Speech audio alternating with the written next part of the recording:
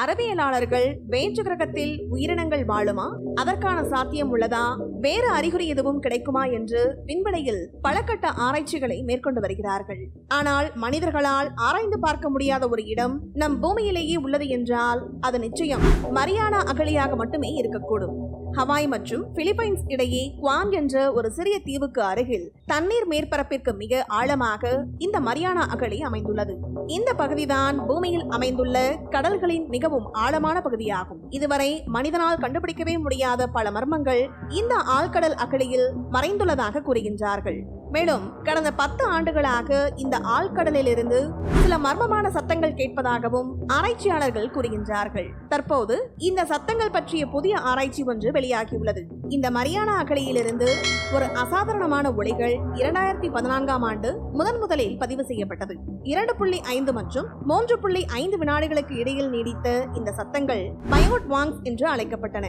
கடல் அறிவியல் பற்றி ஆராய்ச்சி செய்யும் டாக்டர் ஆன் ஆலன் தலைமையிலான ஒரு குழு மரியானா அகழியில் கேட்கப்படும் இந்த மர்மமான சப்தம் பற்றிய ஒரு விளக்கத்தை கூறியுள்ளார்கள். மரியானா தீவு கூட்டத்தில் சேகரிக்கப்பட்ட காட்சி மற்றும் ஒளியியல் கணக்கெடுப்பு தரவுகளின் கலவையை பயன்படுத்தி பிரைடின் திமிங்கலங்களால் பயோட் வாங் என்று அழைக்கப்படும் இந்த மர்மமான சப்தங்கள் உற்பத்தி செய்யப்படுகின்றன என்று இந்த ஆராய்ச்சி குழு தெரிவித்துள்ளது.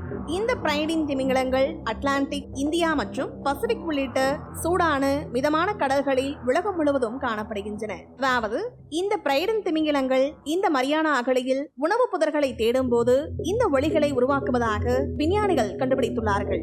நம் கண்களுக்கு முழுவதுமாக தென்படாத பல எண்ணிலடங்காத ரகசியங்களை இந்த அகழி மறைத்து வைத்துள்ளதாக ஆராய்ச்சியாளர்கள் கூறுகின்றார்கள்.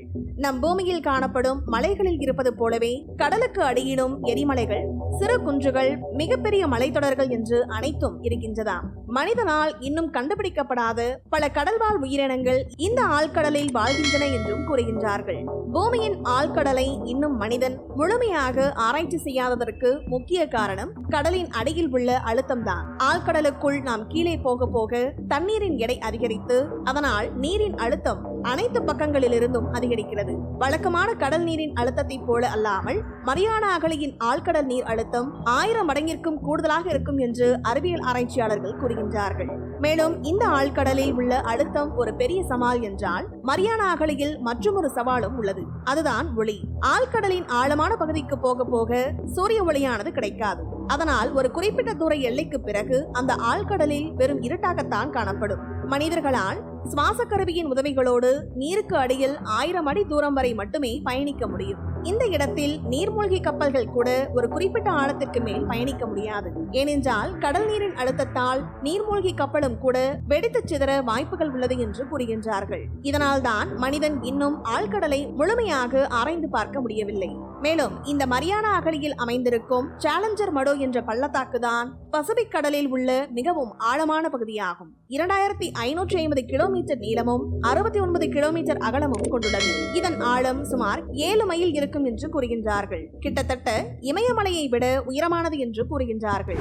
பூமியின் மிக ஆபத்தான இந்த பகுதியை இதுவரை 3 நபர்கள் மட்டுமே அதன் வெவ்வேறு விதங்களை ஆராய்ந்துள்ளார்கள். ஜாக்ஸ் பிக்கர்ட் மற்றும் கடற்படையைச் சேர்ந்த லெப்டினன்ட் ஜான் வால்ஸ் ஆகியோர் 1960ஆம் ஆண்டில் அமெரிக்க கடற்படையின் நீர்மூழ்கி கப்பல் உதவியுடன் இந்த மரியானா அகழியின் ஆழத்தை ஆராய்ந்துள்ளார்கள். மேலும் மிக கடுமையான கடல் நீர் அழுத்தத்தினால் அவர்களால் 20 நிமிடங்கள் மட்டுமே ஆழ்கடலில் தங்க முடிந்தது.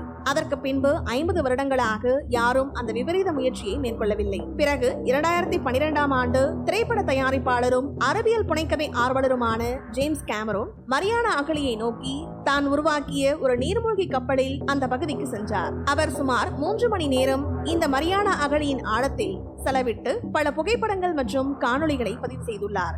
ஒரு குறிப்பிட்ட கடல் ஆழத்திற்கு பின்பு அவரின் நீர்மூழ்கி கப்பல் நீரின் அழுத்தம் தாங்காமல் கப்பலில் உள்ள உபகரணங்கள் பாதிப்படைய துவங்கியுள்ளது.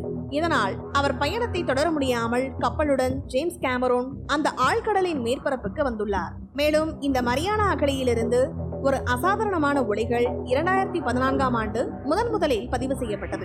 ஆராய்ச்சியாளர்கள் ஆரம்பத்தில் இந்த சத்தங்களால் குழப்பமடைந்தார்கள். இருப்பினும் 2016ஆம் ஆண்டில் ஒரோகோன் ஸ்டேட் யூனிவர்சிட்டியின் ஒரு குழு பளிங் திமிங்கல அழைப்பின் புதிய வகையாக இருக்கலாம் என்று அவர்கள் கூறுகிறார்கள். ஆனால் தற்போது மேற்கொள்ளப்பட்ட ஒரு ஆராய்ச்சியில் பிரைடின் திமிங்கலங்கள் தான் இந்த சப்தத்திற்கு காரணம் என்று ஒரு புதிய ஆய்வு முடிவுகள் தெரிவிக்கின்றன. இந்த வீடியோ பத்தின உங்களோட கருத்துக்களை கீழே கமெண்ட் பாக்ஸ்ல மென்ஷன் பண்ணுங்க. கீழே இருக்க ரெட் கலர் சப்ஸ்கிரைப் பட்டனை கிளிக் பண்ணி எங்க சேனலை சப்ஸ்கிரைப் பண்ணுங்க. அண்ட் பக்கத்துல இருக்க பெல் ஐகானை கிளிக் பண்ணீங்க அப்படின்னா எங்களோட நோட்டிபிகேஷன் உங்களுக்கு உடனுக்குடன் வரும். தேங்க்யூ.